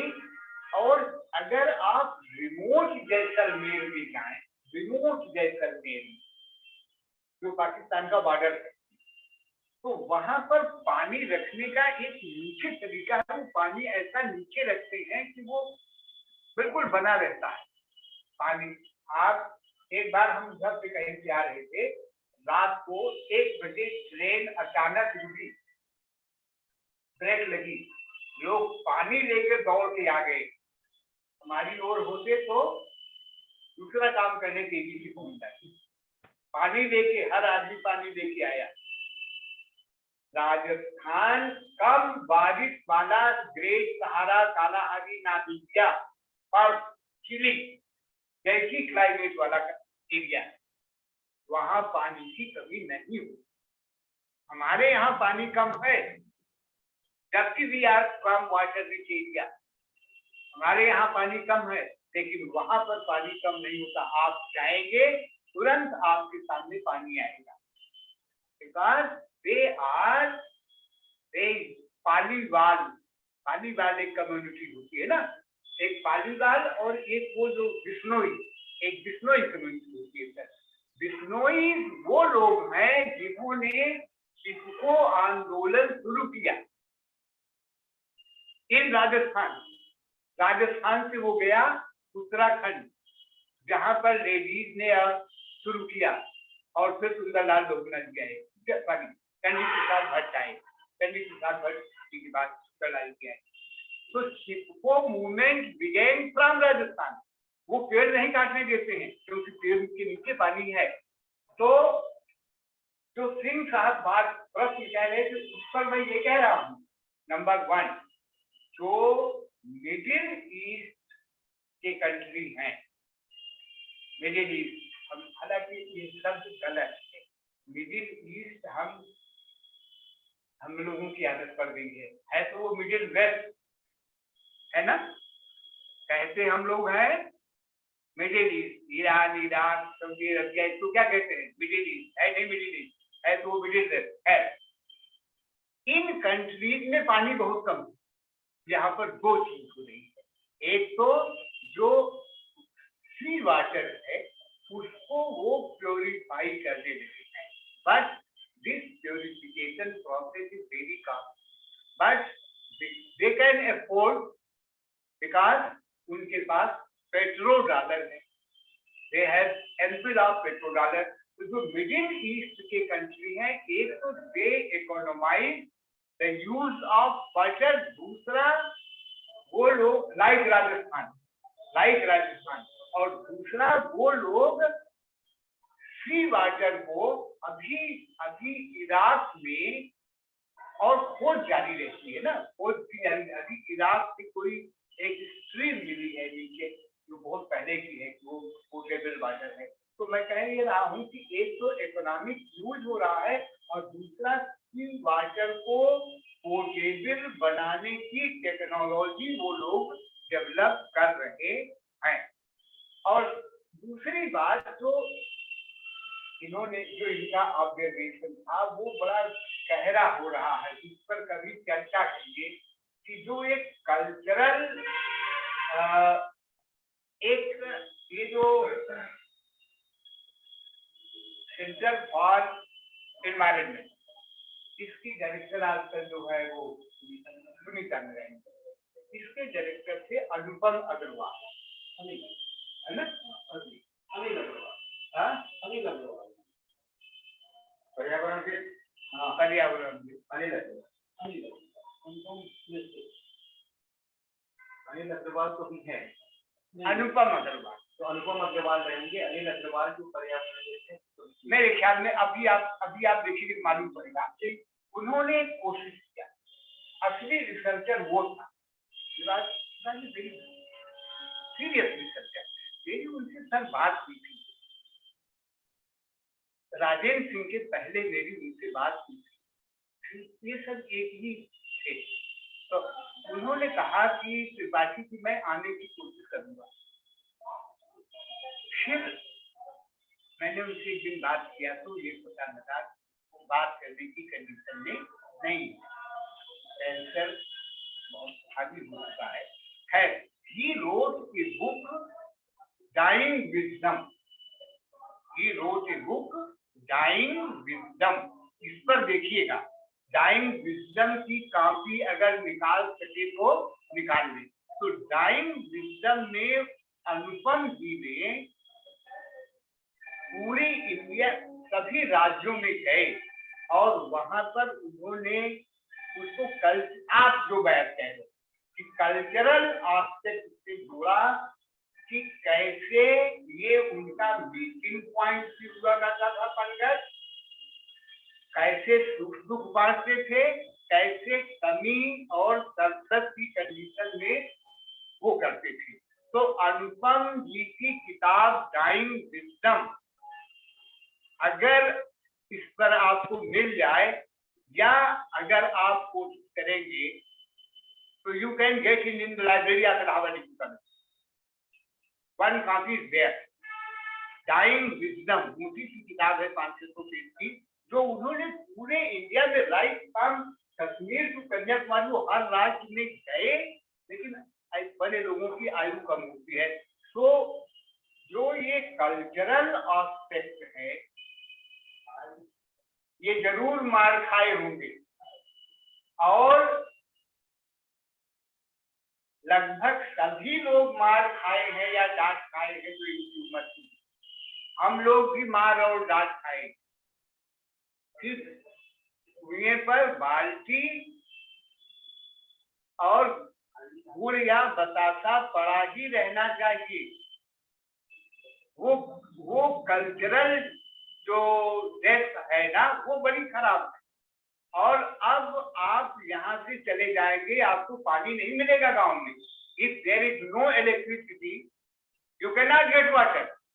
और इलेक्ट्रिसिटी भी है तो हम अपना पंप से चलाएं कि न चलाएं। तो सर ये जो पानी की कमी वाले राज्य हैं, एक देश है वो, एक तो खास करके जो मिडिल ईस्ट के देश हैं,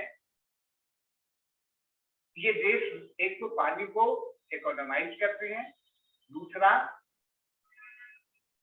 इवन इन बंगलोर 3 तरह का पानी सप्लाई हो रहा है आज। 1 पोर्टेबल वाटर, दूसरा नहाने का पानी, बर्तन धोने का पानी, और तीसरा सीवर के बाथरूम का पानी। तीन तरह का पानी आता है बंगलोर में। अभी तो आप ऐसी कंडीशन में हैं कि एक ही पानी आ रहा है, बहुत जल्दी ये भी बदलने वाला है। तो अगर हम इकोनॉमाइज करें, वही मैं इशारा आपसे कर रहा था, तो अभी हम कंडीशन बचा सकते हैं।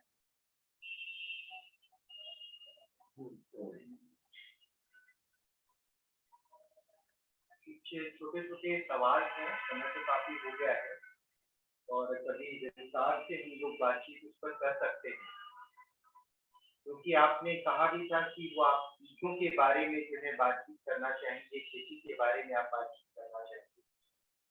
और professor J N Mishra ji ने भी इस संगोष्ठी के शुरू होने से पहले इस तरीके की बात की कि वो बहुत महत्वपूर्ण है।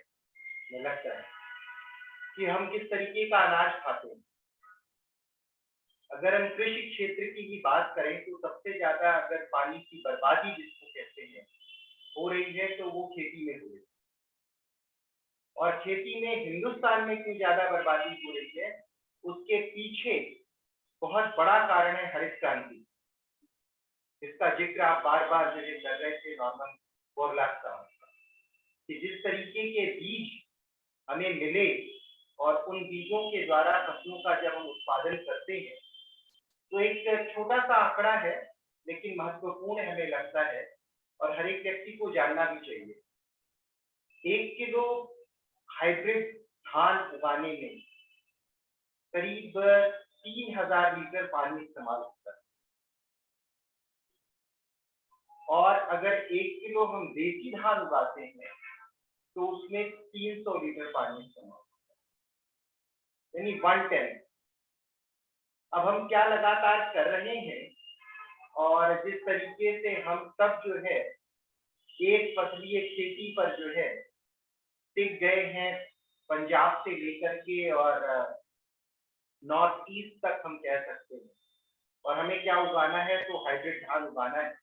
तो लगता है कि कभी कोई आदमी जो है अगर चावल खा रहा है तो कहीं वो ज्यादा इस्तेमाल कर रहा है क्योंकि देसी चावल भी कम बचा है। उसके बारे में कभी विस्तार से जो हम आपसे चर्चा करना चाहेंगे और सुनना भी चाहेंगे, क्योंकि बात की जल बजट की खास तौर पर, और जब बजट की बात आती है तो दिमाग में जो है अक्सर हम लोगों को सरकारी बजट दिमाग में आने लगता है। सरकारी बजट और स्वराज का बजट आपने जो प्रस्तुत किया कि किस तरीके का बजट होना चाहिए या किस तरीके से हम लोगों को आगे बढ़ना चाहिए, वो लोक बजट था, वो कहीं सरकारी आंकड़ों वाला बजट नहीं था। सरकारी आंकड़ों वाले बजट की बात करें तो पिछले 2 सालों में सरकार भी बहुत पीठ ठोक सकती है अपना, और हम सब भी जो है ताली तो बजाते ही हैं, क्योंकि पूरे देश भर में आजादी का अमृत महोत्सव मनाया जा रहा है और हर जिले में 75 बड़े तालाबों के जीर्णोद्धार की बात हो रही है या फिर जो नए तालाबों का निर्माण। उन तालाबों को देखने की भी जरूरत कि वो किस तरीके से तालाब बन रहे हैं। बड़े सुंदर तालाब, ऊपर से रंगे टुकड़े जो है तालाब है और फर्श उनकी पक्की है, और गांव में सबसे ऊंचे स्थान पर वो तालाब बने। तो पानी उसके अंदर आता कैसे है कि जब कभी उद्घाटन करना होता है या कोई जो है डीएम साहब को आना होता है, मंत्री महोदय को आना होता है, तो करते क्या है कि टैंकर के द्वारा पानी मंगाया जाता है और उन तालाबों में भर जाता है। इस तरीके की स्थिति कंपनी बाग वाले भी जो है नहर और तालाब में, तो उस तरीके की स्थिति लगातार चल रही थी कि हम किस तरीके से आगे बढ़े। पैसे बहुत खर्च हुए, साथ ही साथ जब गंगा की बात होती है, पानी की बात होती है, तो बहुत महत्वपूर्ण है ये भी जानना कि हमारे पास कितना जो है भूगर्भीय जल है, वो तो है ही, गंगा में कितना पानी बचा है इसकी बात कर सकते हैं। गोमुख का जो ग्लेशियर है वो करीब 24 किलोमीटर चौड़ा है और उस ग्लेशियर में लगातार 25 से 30 मीटर प्रति वर्ष वो पीछे की ओर खिसकता जा रहा है।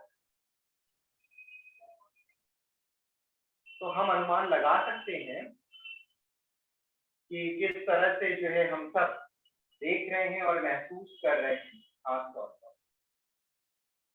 गांव के पानी को लेकर के आपने चर्चा की, लेकिन अब गांव में तो उस तरीके की चीजें बची नहीं और गांव में भी टोटी के पानी को इस्तेमाल करने का प्रचलन बढ़ रहा है और सरकार भी जो है उसमें शामिल होती जा रही है कि हर एक गांव में सुंदर सी प्लास्टिक की टंकियां लगाई जा रही हैं और अगर जल किसी को पीना है तो कहा जा रहा है कि इसी टंकी का जल जो है शुद्ध है और उसको आप पीजिए। कहाँ आप जो है पिछले जमाने की बात कर रहे हैं कि कुएं का जल अशुद्ध है और उसी तरीके की शुद्धता आगे बढ़ती है और शुद्धता जब आगे बढ़ती है खासतौर पर तो नगरीय क्षेत्रों में कुछ ज्यादा तेजी से आगे बढ़ती है।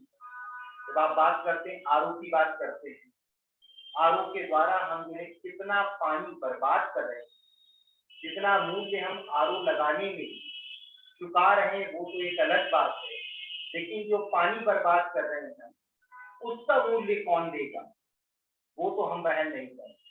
उसका मूल्य तो भविष्य में आने वाली लोग ही देंगे। वो एक सवाल है उससे कैसे हम सब आगे बढ़े, क्योंकि यहाँ पर हम सबको लगता है अलग अलग कि हमने अपने घर में आरओ लगा दिया या बोतल बंद हमने पानी पी लिया तो सारी चीजें ठीक। जो सामूहिक जिम्मेदारी है, जो सामाजिक कर्तव्य हमारा है, वो सब कहीं ना कहीं जो है खत्म सा होता जाएगा। और ये सारी चीजें जो है कहा जाए कि जो कॉर्पोरेटिव सोच है, स्टैंडर्ड ऑफ लिविंग की आप बात कर रहे थे, उससे कहीं ना कहीं जो है त्रुटि हुई दिखाई पड़ती। इस तरीके की कुछ चीजें थी और सबसे महत्वपूर्ण बात की बड़ा आश्चर्य मुझे भी लगा था किसी समय पानी के बारे में जब थोड़ी बहुत पढ़ाई कर रहा था कि भूगर्भीय जल सबसे ज्यादा कब इलाहाबाद में कहाँ है। इसको अगर देखा जाए तो गंगा के तटों पर और यमुना के तटों पर जो है भूगर्भीय जल सबसे नीचे 1000 फीट से कहीं ज्यादा जो है नीचे जो है जल इनके तटीय इलाकों में, अंदरूनी इलाकों में जिनको हम सूखे वाले इलाके कहते हैं, इलाहाबाद में भी शंकरगढ़ का इलाका और भी इलाके हैं, वहां पर भूगर्भीय जल इतना नीचे नहीं है जितना कि नदियों के किनारे का। तो विस्तार वाली बातें हैं और इनमें कैसे जो है हम क्या भूमिका निभा सकते हैं, हम सबका जो है सामाजिक कर्तव्य क्या होना चाहिए, इसके बारे में भी हम आपका विचार करें। मुख्य रूप से अब स्वप्निल जी ने उन बातों को ठीक से जो मैं बहुत अच्छा नहीं रख पाया था उनको बहुत अच्छी तरीके से रखा और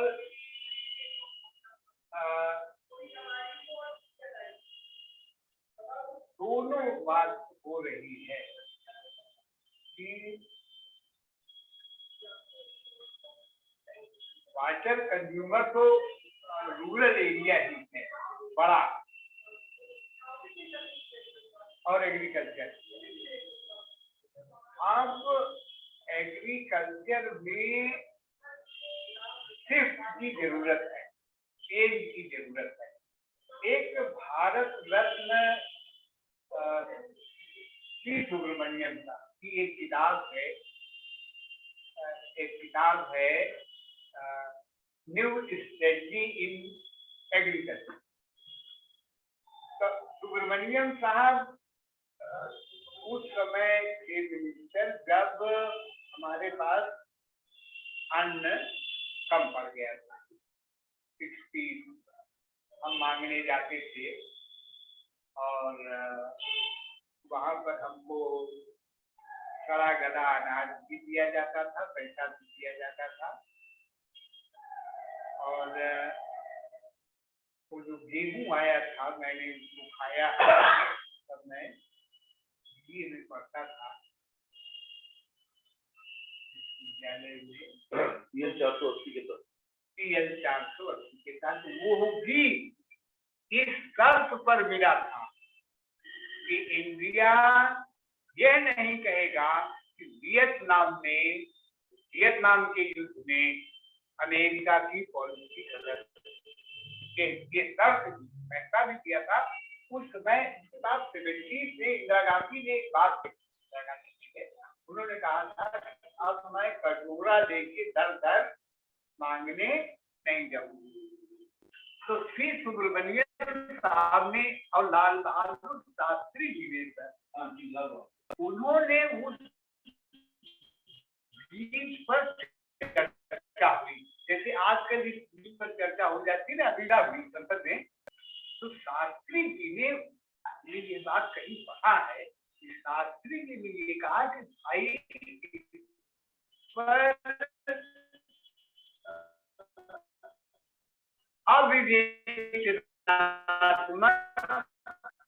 तरीके से इसको प्रयुक्त न किया जा रहा है, उनका ये था चाहिए। तो ये जो एक बात बन गई कि अगर वो गेहूं न आया होता और वो धान न आया होता तो हम खाने बिना मर जाते, ये गलत धारणा बन गई।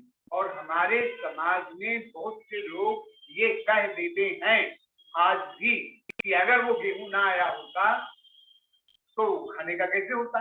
अरे गेहूं और धान की पैदावार तो बढ़ी, but see the case of jowar, bajra, matar, chana, अरहर, इनका केस देखिए, इनमें तो कम हो गया। और फिर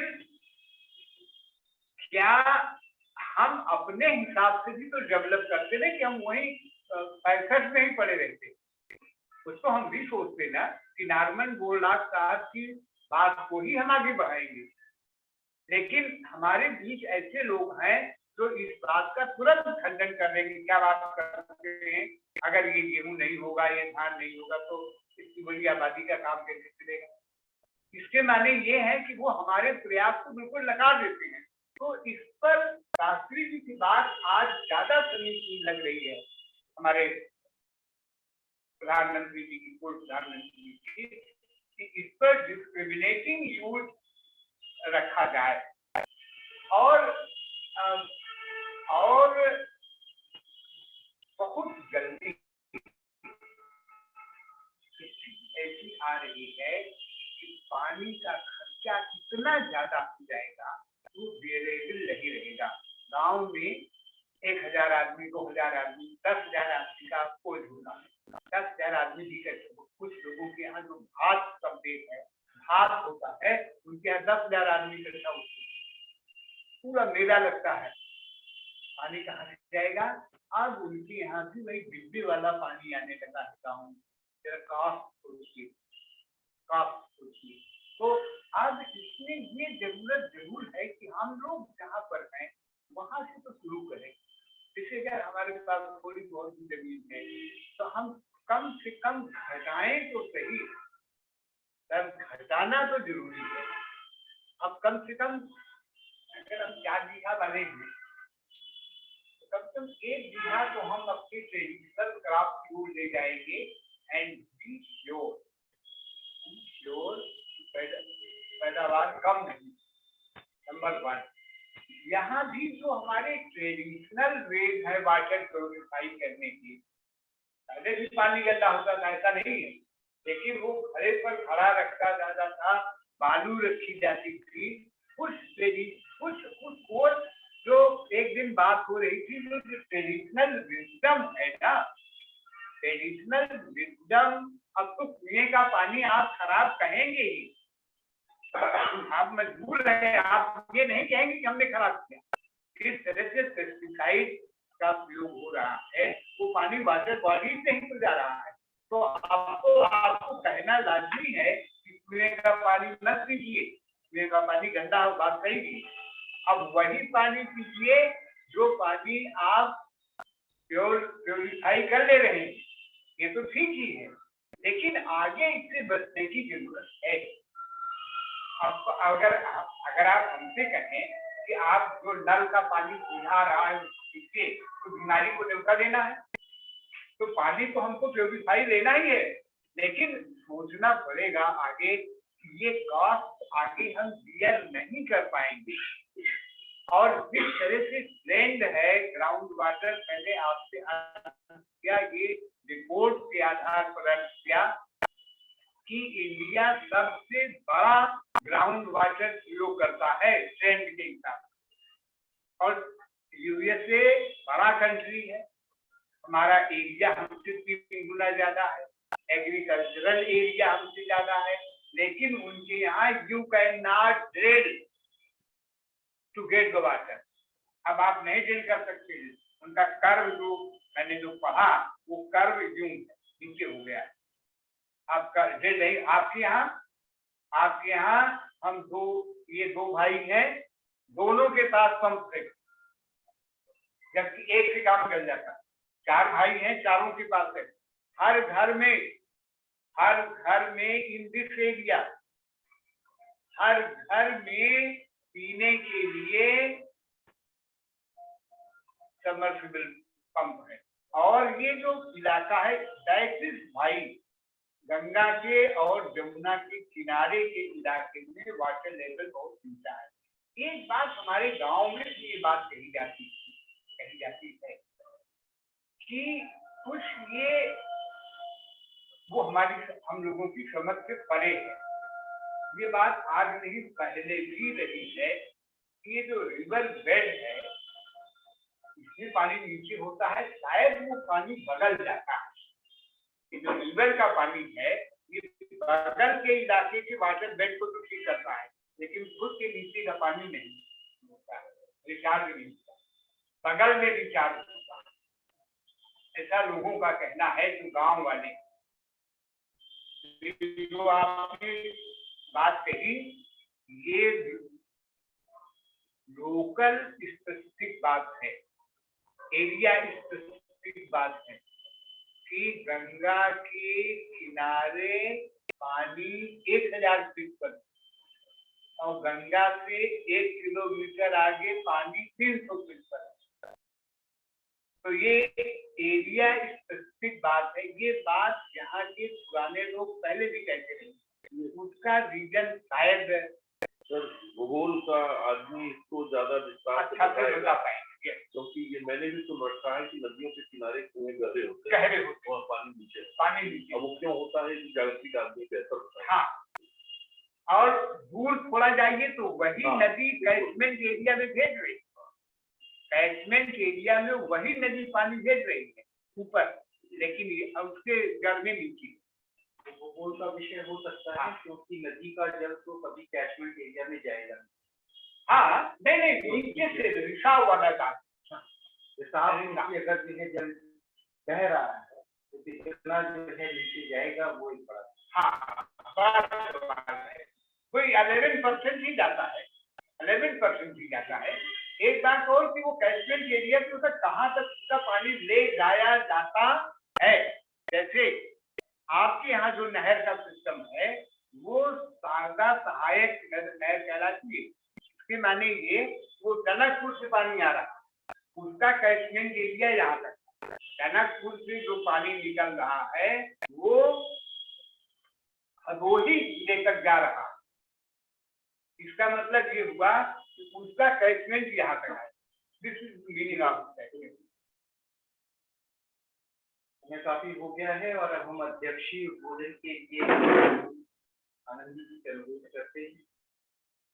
आदरणीय त्रिपाठी जी ने हमें विस्तार से लोगों के सामने रखा, अभी हम लोग समय नहीं तो हम लोगों को चर्चा ये रिवर लिंकिंग प्रोजेक्ट्स की भी करनी चाहिए, क्योंकि जो जल संकट है उसके समाधान के रूप में इसे प्रस्तुत किया जा रहा है नदी जोड़ परियोजनाओं को। तो कभी हम लोग इस पर बातचीत करेंगे, समय नहीं। दूसरा ये जो शहरों में जैसे बंगलौर की बात है, ये सिटी ऑफ लेक्स कहा जाता है। आज ये है कि ग्राउंड वाटर शून्य होने की स्थिति में आ चुका है। मुंबई में बाढ़ आ जाती है अचानक, क्योंकि जो मीठी वो बिरदी क्या मीठी नदी है, मीठी। तो इन सब पर एक दिन और विस्तार से चर्चा करने की आवश्यकता है। पानी के कारोबार पर भी चर्चा करने की आवश्यकता है। और ये जो बड़े बड़े मेगा इंडस्ट्रियल प्लांट्स लग रहे हैं और ये जो मैन्युफैक्चरिंग हब्स बन रहे हैं, ये जो बड़ी बड़ी इंफ्रास्ट्रक्चरल परियोजनाएं लग रही हैं, गंगा एक्सप्रेस वे जो सबसे बड़ा एक्सप्रेस वे होगा, ये जो हाईटेक सिटीज बन रही हैं, ये जो इंडस्ट्रियल कॉरिडोर्स बन रहे हैं, तो निश्चित रूप से पानी की भयंकर खपत होगी। तो और जोशीमठ वाला संकट उन लोगों के सामने है। एनटीपीसी ने जो टनल बनाई थी उससे फर्श जो थे वो पंचर हो गए और पूरा पानी ऊपर आ गया। तो इस पर किसी दिन विस्तार से चर्चा करने की आवश्यकता है। हम लोग त्रिपाठी जी हमारे परिवार के सदस्य हैं। डॉक्टर बनवारीलाल शर्मा जी का आप पर बड़ा अनुराग रहा करता, तो धन्यवाद देना औपचारिकता होगी, धन्यवाद हम लोग देंगे भी नहीं। हमारे परिवार के सदस्य और हमारे आग्रह पर आ जाते हैं और हमारे आग्रह पर कभी कभी बड़ा काम कर देते हैं। इलाहाबाद ने स्वतंत्रता संग्राम में क्या भूमिका निभाई, एक लंबी लेखमाला लिखी जो नई आज़ादी में धारावाहिक रूप में छपी। तो अगला जो प्रकाशन स्वराज संदेश का है उसमें हमको आपका निरंतर सहयोग मिलेगा ही। तो आप अपना लेक्चर, ठीक है, फिर हम लोग बहुत बहुत धन्यवाद।